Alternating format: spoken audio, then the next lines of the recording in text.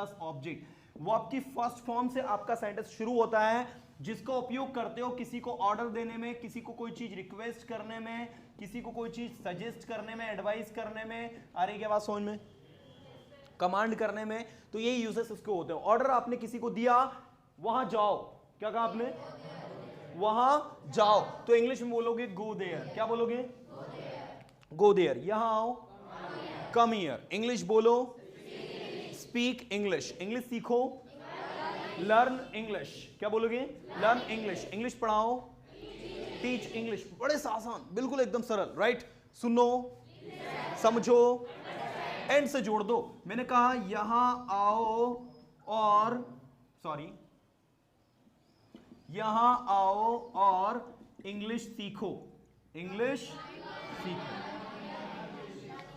ठीक है। यहां पर दो सेंटेंस है, ये देखो बीच में और लगा है, एक सेंटेंस है यहां आओ और दूसरा सेंटेंस है इंग्लिश सीखो। अब जब इसको इंग्लिश में करेंगे हम, तो यहां आओ को क्या बोलेंगे हम, come here and learn English. आ रही क्या बात समझ में, नहीं आ रही है।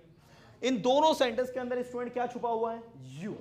यू कौन सा पर्सन है, सेकंड पर्सन। आ रही क्या बात समझ में, क्लिक हो रहा है सभी को। तो यहां आओ और इंग्लिश सीखो, कम here and learn English, getting. अब यदि मान लो किसी को आपको एम्फसाइज करना हो कि इंग्लिश सीखो ही, इंग्लिश सीखो ही, तो ऐसी सिचुएशन में आपको V1 प्लस ऑब्जेक्ट के आगे डू लगा देना है। क्या लगा देना है, क्या लगा देना है, डू लगा देना है। या फिर डू की बजाय आप यूज मस्ट भी कर सकते हो। क्या कर सकते हो, मस्ट भी कर सकते हो। जैसे मैंने कहा वहां जरूर जाओ, must go there, must go there, do go there.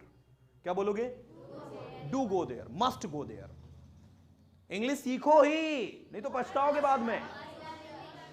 Must learn English, otherwise you will regret, otherwise you will regret. Regret मतलब होता है पछताना, समझेगी नहीं।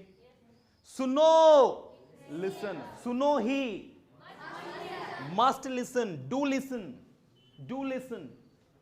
आर यू गेटिंग, नहीं समझे, एम्फसाइज कर रहे हैं। क्या कर रहे हैं बताओ, एम्फसाइज कर। पढ़ो, रीड, पढ़ो ही, पढ़ाई करो, स्टडी। अच्छा, रीड और स्टडी में डिफरेंस है। रीड और स्टडी में, किसी को कोई चीज आप टेक्स्ट रीड करने के लिए बोल रहे हो तो वो रीड है, लेकिन किसी को आप पढ़ाई करने के लिए बोल रहे हो तो वहां क्या है, स्टडी। क्या बोलोगे आप, बोलो, पढ़ाई करो, स्टडी। और पढ़ाई करो ही, मस्ट स्टडी। क्या बोलोगे, मस्ट स्टडी। नहीं समझे, अरे समझ में आ रही बात, नहीं आ रही, आ रही है। चलो आगे ले चलता हूं मैं।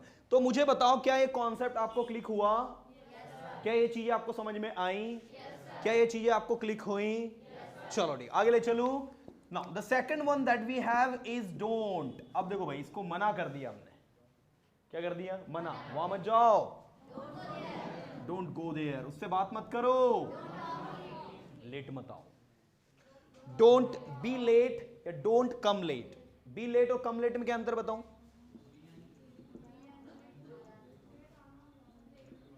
बताइए क्या अंतर है दोनों में। देखो एक चीज सीखो, आज सारे के सारे स्टूडेंट्स की कॉन्सेप्ट को सीखो। बी लेट का मतलब हो रहा है कि late is working as an adjective here. ये क्या है यहां पर, एडजेक्टिव है, एडवर्ब भी होता है लेट। दूसरा कम जो है ये वर्ब है, ये क्या है,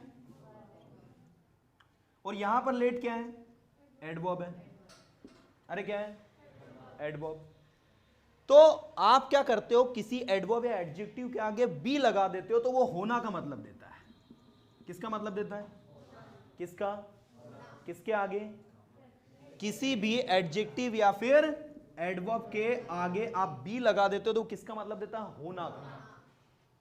जैसे मैंने कहा ईमानदार बनो, तो बी ऑनेस्ट। क्या बोलूंगा मैं, बी ऑनेस्ट, समझे कि नहीं। और मैंने कहा बेईमान मत बनो, डोंट बी डिसऑनेस्ट।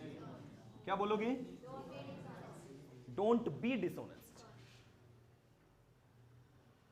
डिसिप्लिन बनो, बी डिसिप्लिन। ये डिसिप्लिन आपका क्या है, एडजेक्टिव है।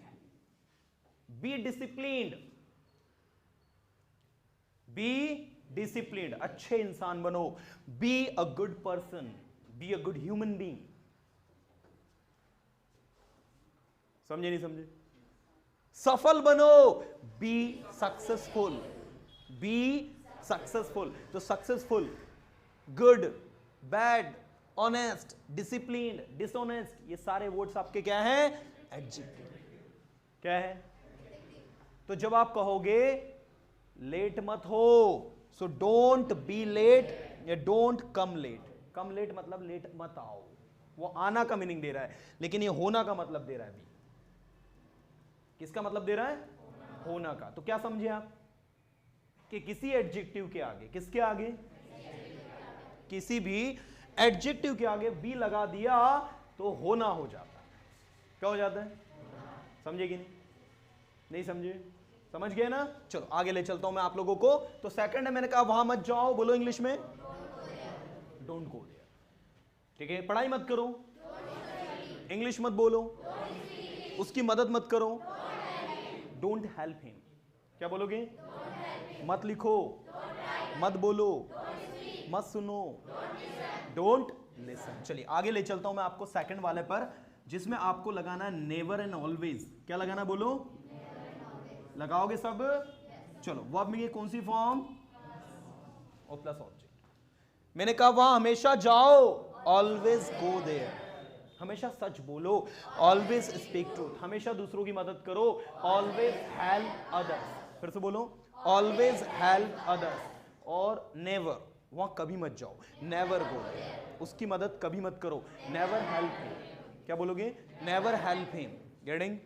तो नेवर मतलब क्या हो गया? कभी मत। और ऑलवेज मतलब क्या हो गया? हमेशा। ठीक है भाई? तो याद रखिए सारे स्टूडेंट्स, कभी मत, और यहां क्या लिखोगे बताओ? हमेशा। समझ गए क्या? है कि नहीं? सरल है ना? चलो अगला ले चलता हूं आगे मैं आपको। लेट्स। अगला क्या है? बोलो, लेट्स। V1 plus object. क्या बोलते हैं इसको हम?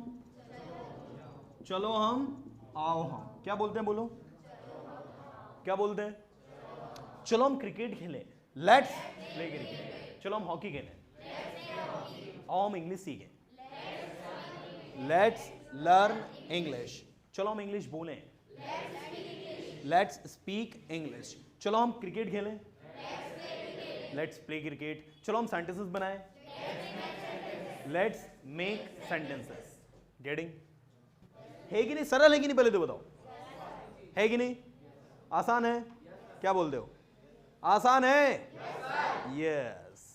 जब हम लाउडली बोलते हैं तो पता है लाउडली बोलने से क्या होता है? लाउडली बोलने से हमारे जो आवाज हैं या हमारे स्पीच ऑर्गन्स हैं वो तेजी से मूव करते हैं। उसको बोलने के लिए एनर्जी खर्च करनी पड़ती है। जब एनर्जी हम खर्च करते हैं तो उतनी ज्यादा ऑक्सीजन हमारी बॉडी में जाती है।